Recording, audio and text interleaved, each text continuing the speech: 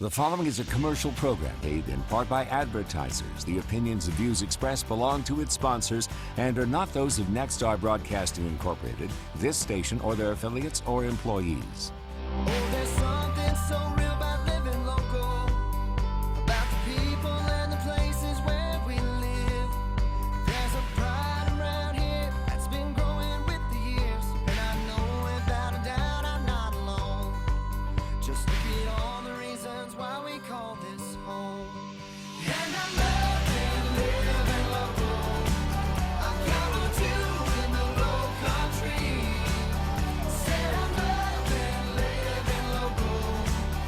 It's the only kind of air I want to breathe. Good afternoon, and thank you so much for joining us for Living Local. I'm Ashley Meservy here with Rob Fowler, and we are live from Brittle Bank Park today. And if you hear dogs barking all around, that's because we're right in front of the practice pool for the dock dogs. They've got the real competition going on behind, but it's been really fun to watch all the competitors, the competition, and everybody trying to get their dog to jump into the water. So. I'm obsessed with it, y'all, because I'm telling you, Rob and I, every once in a while, will get just splashed with water, but then there's these other dogs who are like, I'd rather not. I see what I need, but I'm going to stay up here on dry land. And they'll make sure that the buoy or the toy will be closer to the dock, and the dogs are still like, not so much today. I'll tell you what, I know the water's cold. The air temperature is probably in the mid-50s here, but the sun's trying to come out, Ashley, trying to come out, and it will, and we'll talk about the weather in just a few minutes. Well, what we need to talk about right now, though, is I've been doing all of these outdoor segments. I'm telling you, Rob, I am obsessed with my job, especially right now, because I've been going all over the low country, just experiencing all that it has to offer. And I recently went out with Captain John Irwin. Now, let me tell you about this. When it comes to fly fishing, this is the expert on fly fishing, okay? Every person I asked, all of the local charter captains were like, I said, I want to go fly fishing. And they were like, Captain John Irwin is who you need to go with. So anyway, we went out and he told me, he said, Ashley, now you need to understand that a lot of times you need to practice on land before you do this. Okay. But I was like, I need to get out on a boat. I want to and of course it's like go big or go home, right? That's right. So anyway, I went out there and you just have to see this to believe it. I mean, it was a little difficult, but go ahead and check it out.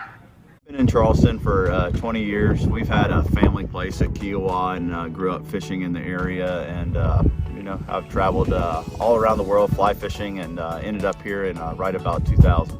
So why fly fishing and not traditional fishing? Well, I've always done all kinds of fishing, but fly fishing in my when I graduated from high school, I went to Montana when I was 18 years old, and that's where it really I had done a good bit before I went, and when I got there, that's when it really kind of took hold and the obsession took over. So talk about where it's brought you to this point.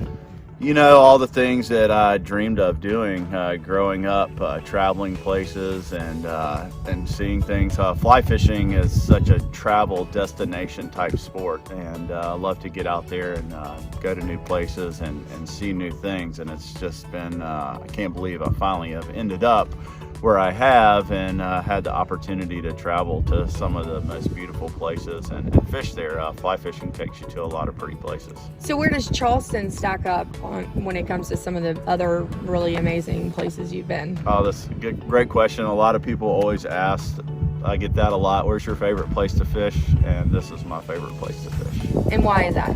It's the beauty of it and just what it brings and the way that I know it, in certain ways, and the people that I spend a lot of time with here. I've been doing it long enough now where I'm always seems to be with the same people all the time. I don't fish with a lot of new people like I used to. I fish with a lot of the same folks day in and day out, so it's really awesome to get to enjoy that with them. And so this is your gig, this is your full-time deal, right? Yes. I built a lot of my business off of teaching, so I've been with a lot of beginners since day one that have been with me for a really long period of time, and all the way to people that are really experienced that I've met here. Charleston has become such a melting pot, and so many people coming here for a variety of reasons, and the sport, the more and more it grows, I've met so many people coming here.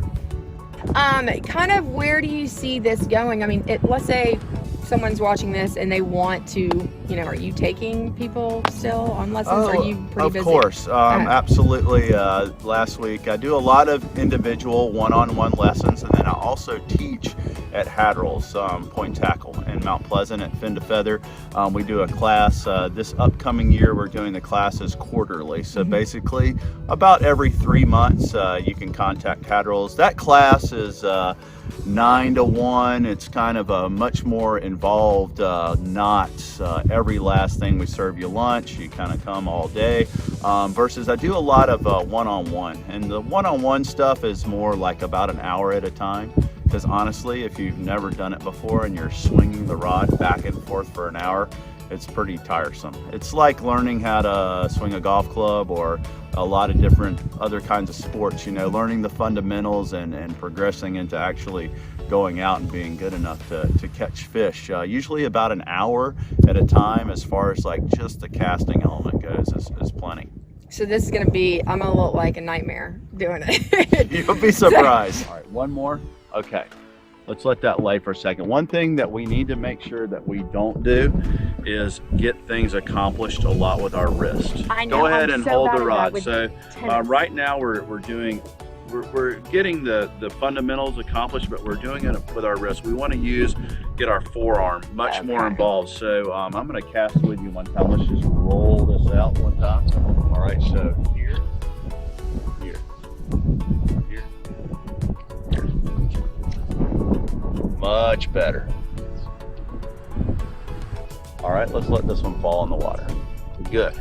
Okay. So it feels a lot different, right? Yeah. So that is one thing that we do tell people when we're teaching them is don't break your wrist. Yeah. Like tennis though, I mean, like not using your wrist sure. a lot. As far as instruction goes, something works a little bit different for everybody. Telling somebody to keep the rod tip in a straight line path. That's one thing, hold it just for a second, that we eliminate by keeping our wrist straight, because you can watch what happens when I break my wrist. Rod goes here, back down too low, and I start creating that arcing motion again, versus if I keep my wrist, nice straight wrist. And you're not squeezing it either, right? No, like you're holding a bird.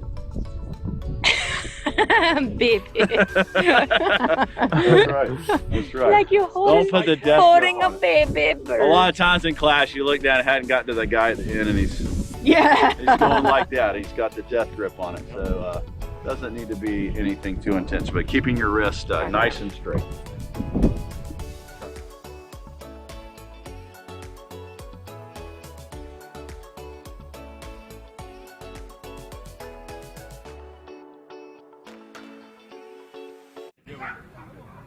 Okay, so Rob, when I say I was struggling, but I mean, you really have to, I mean, it's a love. Like, so what I kind of, the analogy I use is, fly fishing is to bow hunting is like regular reel fishing is to traditional hunting. Does that make sense? All I know is if you look in the dictionary and look for low country girl, Ashley Meserve's name will be right there. And that, you can't get more low country than that. Well, thanks, Rob. When you say that, it really means something. All right, so as far as, we're going to talk about weather more, right? Well, the sun's trying to come out, and that's kind of what we're looking forward to over the next several hours, and more sunshine. Temperatures eventually will warmer right here at Brittlebank Park on the Ashley River, so you got to expect that temperatures are going to be a little cooler with that wind coming in from the water, but we're hoping to get at least to the mid and upper 50s here at Brittlebank and lots of sunshine through. Now for tomorrow, it's going to be sunny, a cold start, and then a few more clouds on Sunday, but it will be warmer. Overall, Ashley, really, in this time in February, I don't know if you could ask for much better. It could be better, it could be worse, but I'll take what we got this weekend. And speaking about better, I mean, he's looking fabulous today, guys. Don't you believe that? Well, thank you. All right, so Over Under Clothing is here. We have Brian Horn, and y'all are going to actually, talk Seaweed fashion today. We're going to talk fashion, and I don't know if I'm the best model, but Rob, I'm wearing the clothes, it. so I feel pretty good. All right, well, more Living Locals coming your way, so stay tuned. We're going to be right back.